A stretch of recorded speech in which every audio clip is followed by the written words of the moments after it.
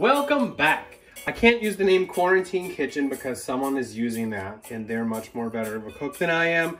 So we're gonna call it Making Crap in the Kitchen with Dre, Daly, and Aiden. Today we are going to be making kimchi. Kimchi is a fermented cabbage dish that originated in South Korea. Used to live there, learned how to make it, sharing it with you. I think I might have made a kimchi video before, but I couldn't find it, so we're gonna make a new one. We got the time on our hands.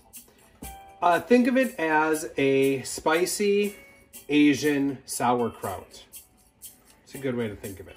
We're going to be using about 9 pounds of Napa cabbage, carrots, leek. We don't have any green onions. Got a lockdown going on. I don't have green onions, so I'm using leek instead. Daikon radish, ginger, onion, fish sauce, garlic, and a lot of it, red chili pepper flakes, rice flour, and a little bit of water. First thing we're gonna do is set this aside and grab these. Now these have been rinsed and washed. They're gonna get soaked and rinsed again. But what we're gonna do is, if you can get in here and cut this little butt off, great. If you can't, it's not gonna be the end of the world. You get it later. Since these are big, we're gonna half and then quarter them. Now, if you notice I didn't go all the way through, we'll get that under the water and then we'll salt them. That's the first one. Now, can you just break these off leaf by leaf? Of course you can. I don't like the outcome of that as much, but we'll show you both ways. One cut.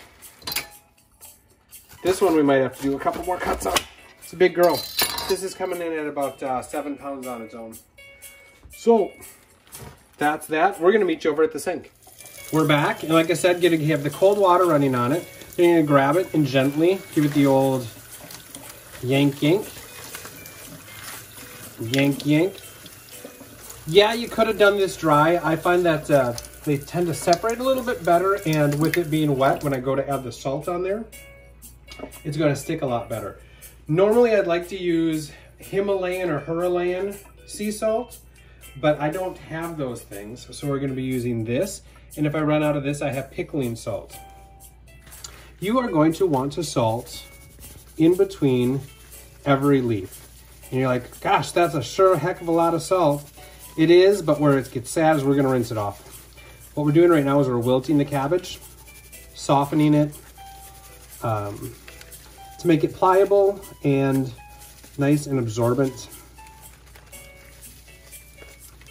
So you're gonna go through and do that. I'm gonna also cut up the other head and get that over here and do the exact same thing with that. Then these are gonna sit for about, an hour. We'll come back and check on them. And then they're gonna have to soak for probably about 2.5 to 3 hours total. We're going to cut up some of the veggies. Now, what we like to do is cut these into discs. Careful not to cut your fingertip, your fingers. One thing you definitely don't want with what's going on in the world is you don't want to have to call an ambulance. You don't want to have to go to the hospital. So keep it real, yo. We'll cut the whole thing up, but you don't need to watch me do all of that. And then we're gonna take this and matchsticks. It doesn't have to be perfect. You can leave them discs if you wanted to. I like the matchsticks a little bit better because I think they absorb more of the flavor you're looking for. Put those aside into a separate bowl. We are gonna do the same thing with the carrots.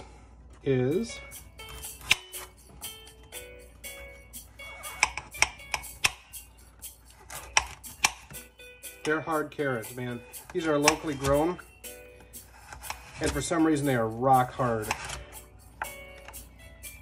Then once you get them like that, also matchsticks. Again, you could do thin discs. The carrot's a little bit more dense, so you can't really do it too thick. It will not absorb anything. It'll be a crunchy carrot. It's fermented, it'd be great, but I don't think it'll be quite what you're looking for. Again, once you get all your carrots done, put them aside too. You're shooting for Now these don't have to be exact measurements, but you're shooting for probably about 2 cups of radish and 2 cups of carrots. I said, F this noise, we have a food processor. So I used the food processor, and some of these came out super paper thin. Those I left alone. The thicker ones got matchsticked. Carrots, radish, leek done. Gonna change out the blade so it's the old choppy in there. To which we are going to add 1 cup of garlic, 4 tablespoons of ginger. So I call that, that's a 1, that's a 2. That's about 4 tablespoons of ginger, don't you think? Sure. 4 tablespoons of ginger. 2 cups of onion. Call that about 2 cups of onion. And 1 cup of fish sauce. That's this. So let's get that going. We're gonna turn this on. Pop that out. You know what, let's just take the top off. And we're going to start with that.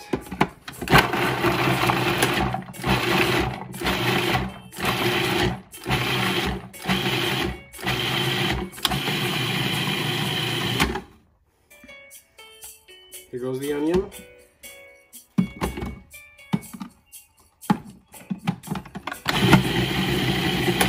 Probably pulse it. I wish you could smell this because it smells great. Healthy and nutritious. We're going to let that spin for a second while I pour out the fine aged fish sauce. Do not spill fish sauce on your clothes. Do not spill fish sauce in your kitchen. Do not spill fish sauce anywhere. You will never get the smell out of it. It will always have a bit of a funk to it, and you'll be sad. That's how it goes. 1 cup fish sauce.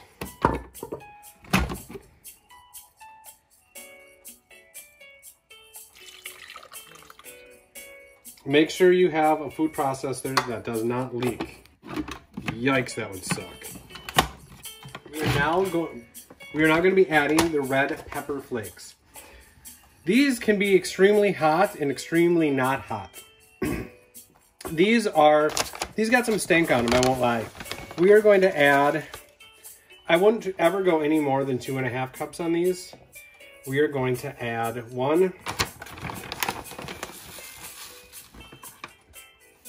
2 full cups on that.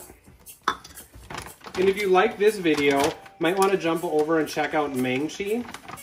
She has a lot of great kimchi recipes. We've made many different versions of hers, and they're all excellent. This was the one that I learned how to make, minus the leeks, and so it's the one it's kind of our go-to. That concludes our food processor use for the day. So, what we're gonna do is move the paste over to this bowl, which is clean. Make sure everything's clean. It's going to be fermenting. It's going to be in there for a long time.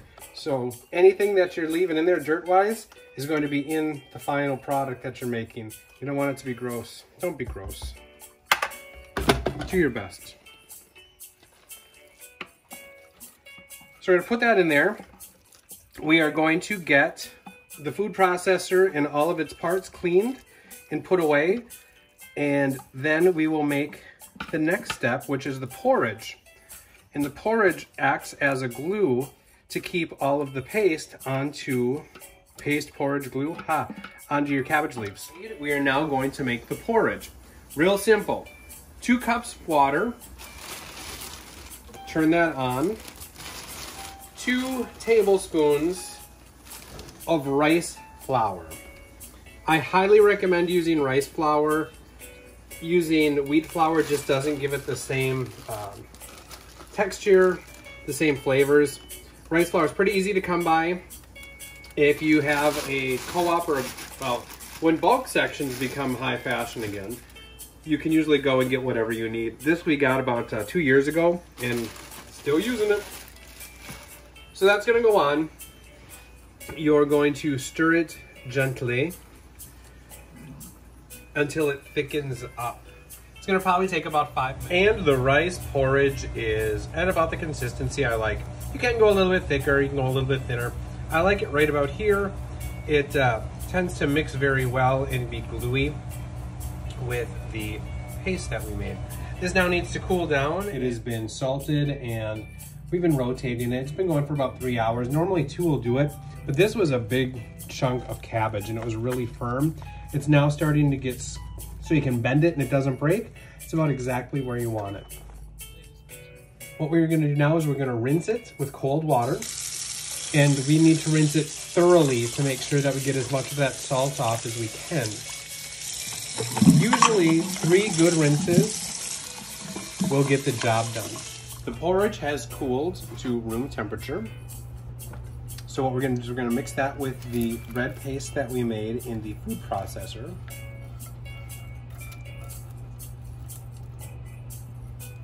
Get that in. And to mix up these two. You don't have to worry about folding it. You're not trying to keep it light and fluffy or anything. It smells wonderful. For those of you that like kimchi, for those of you that don't, I'm sorry for you. It's delicious. We are then going to take our veggies and get them in there. Nice. Keep that bowl because we're gonna need it. But get this mixed in as best you can.